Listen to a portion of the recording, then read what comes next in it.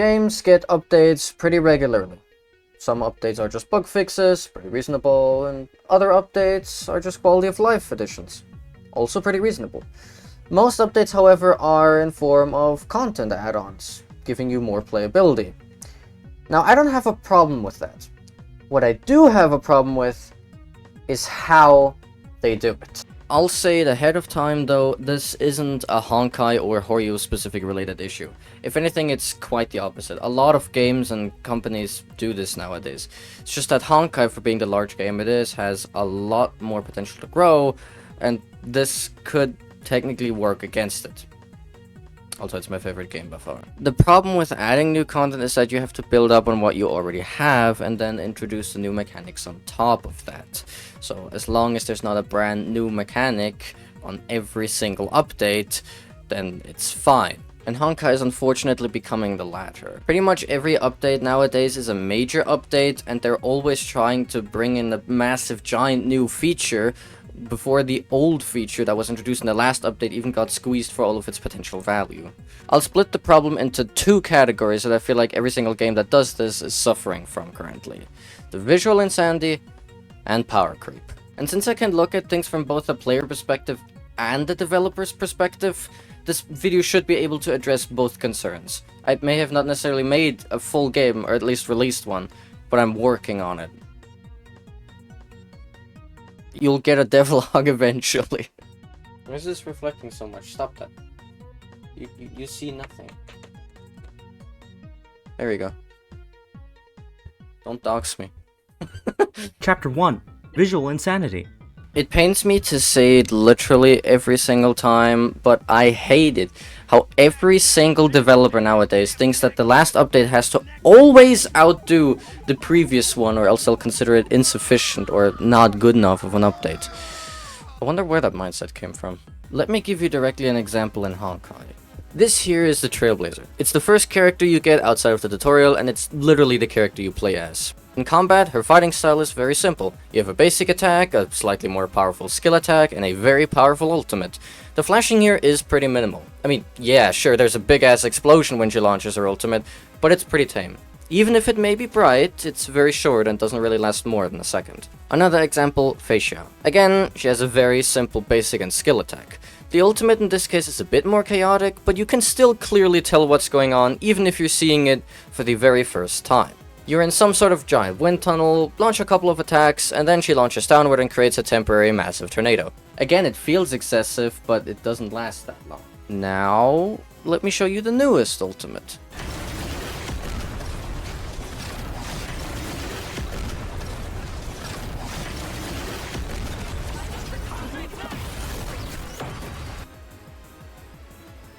Could you tell what was going on? I f***ing couldn't. And that's the second biggest issue aside from power creep, which I'll get to in a second.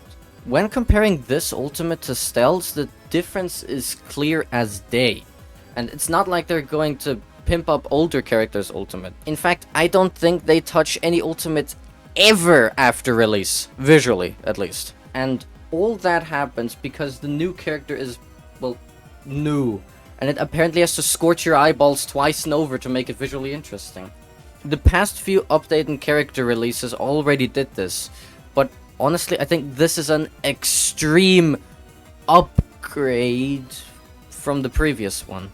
It's not like this game needs eye candy every 2 fucking femtoseconds. This game is already visually intense as is. It's like trying to stuff more food in the fridge when it's already full. The only way you're gonna get it in there is by jamming it in with force. That's not right. Look at the camera. Why am I not looking at the camera? What the fuck? I bet that there's a pretty big chunk in the community that would agree with me on that. Even for non-epileptic people. I mean, I'm not epileptic. I don't have epilepsy. And yet sometimes when I look at some of these ultimates, I can't deny getting a headache sometimes. But I'll be honest, even if we ignore the giant exploding ice-scorching elephant in the room, there's a much bigger issue at hand. And unlike the last one where it's just like, oh, you don't make things as flashy and the solution is simple, this one cannot be solved as easily simply because the damage has already been done long ago. Chapter 2. Power Creep. Easily the biggest problem in Honkai, which I only saw after playing it for a bit longer compared to my last video, is power creep. That's why it didn't get mentioned there. I just didn't notice it at the time. But it becomes very evident the longer you play. This is unscripted. Again, let's use older examples for this. Stell has press button, bad goes whoosh. Facio has press button, speed go wee, and sometimes she attacks twice. Aglaya has summon something, it attacks for you. Hell, even a character with a more complicated descriptions, Danhung Imbibitor Lune, I think that's how you pronounce it, has a very simple gameplay loop. You use the skill to make the basic attack stronger, and use the ultimate for skill point equivalents. That's it. Now let's compare that to one of the newer characters, but not the newest character just yet. Cyrene. It doesn't take that long for a few things to already be a wee bit complicated. The basic attack is still simple, so that's fine, and the skill gives her points for her ultimate and creates a zone that deals additional true damage. That's fairly simple. Her ultimate, though, is where shit goes haywire. The ultimate in the surface level seems fine. One deals AoE damage to all enemies, and one increases stats for one specific ally. However, if that target ally just so happens to be one of these 11 specific allies, they additionally also gain another special effect that is completely unique depending on the ally. Oh, and also, Cyrene launches her AoE attack every second ultimate anyway, so why really bother using it manually? Ugh. Okay, so we already have a character that more or less requires to remember which character gets which specific effect. I mean, sure, you could look it up in her stats, but like, when a simple turn-based game turns into remembering a dictionary, no thank you. As for the newest character, Himeko Nova, she does that and then some. She also introduces a completely never before seen mechanic where every single ally gains a third ability, but also only if they're one of these specifically chosen characters, and her ultimate is based off of only those characters, providing one of two effects. And she's the only character to use a technique like this when a technique is just supposed to be a quick one-time effect.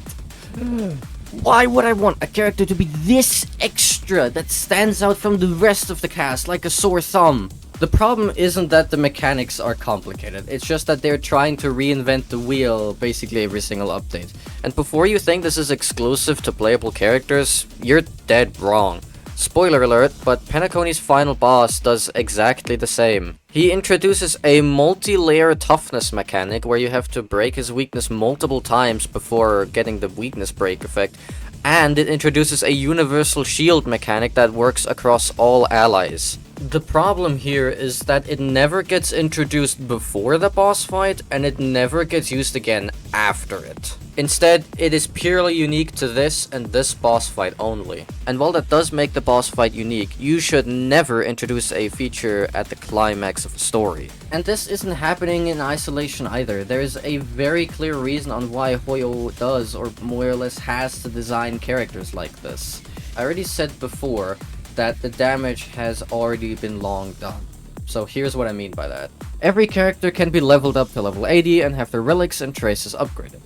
Sounds like a lot, right? Well, not really. By the time I almost finished the Xianzhou Laofu, I already had a team that was fully built and basically maxed out. The Laofu is the second non-tutorial planet out of like 6 or so, however many there are. That means, by the time you're not even halfway through the game, you've already leveled up multiple characters as much as you can. The enemies, however, they keep getting stronger, even going above level 80 in order to still provide a challenge. Basic thinking will tell you that this means enemies will scale forever and they will always be stronger than you. So how does HoYo get around this? Well, it's simple.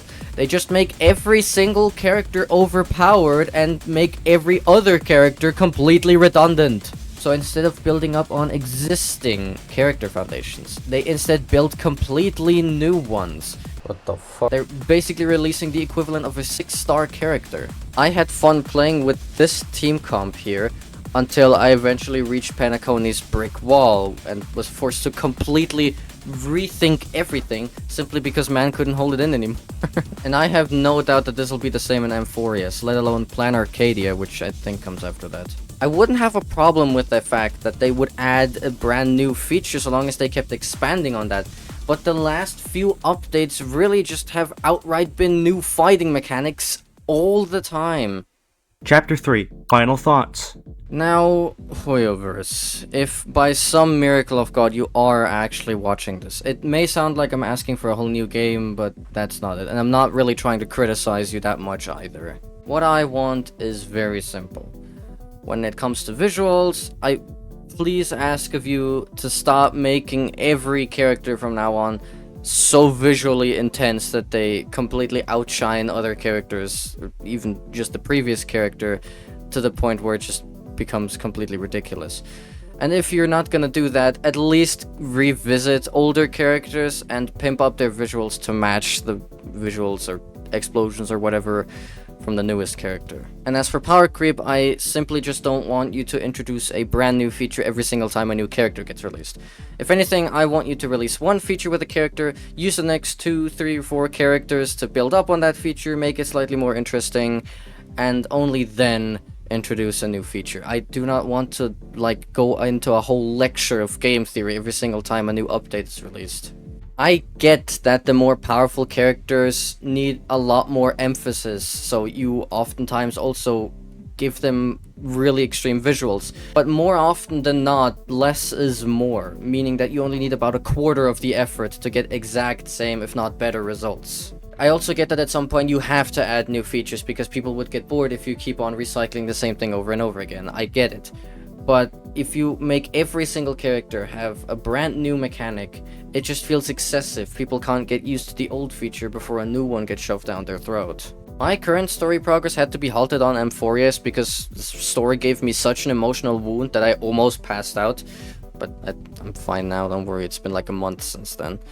And I don't even have Remembrance still, yet you're already trying to force assist skills and a new territory feature down my throat when I'm not even done with the story. Like, yeah, I could play it at my own pace, sure, but with all these new features, you're at the same time indirectly telling me, hey, if you don't play at our pace, you're gonna be missing out on the newest features, or, you know, you're gonna get hella stressed once you get to the new features because you have to learn so much at the same time.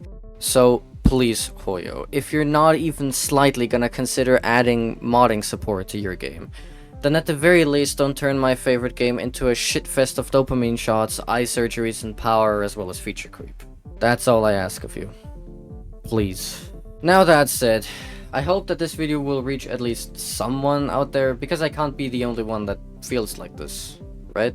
Also, the video on how HoYoverse could allow mods without breaking terms of service, that video idea is still there, so if you want me to make it, I still can, and most likely will be very happy to. Again, I'm looking at everything from a developer's perspective too. I get the concerns.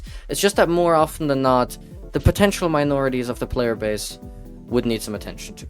Now that I got that off of my chest, I hope that you can understand my concerns now. I'm gonna go out and touch some grass now. You're not gonna worry what about that is. I already explained it, and I mean I didn't explain it, but look, I'm just gonna go touch some grass. Goodbye.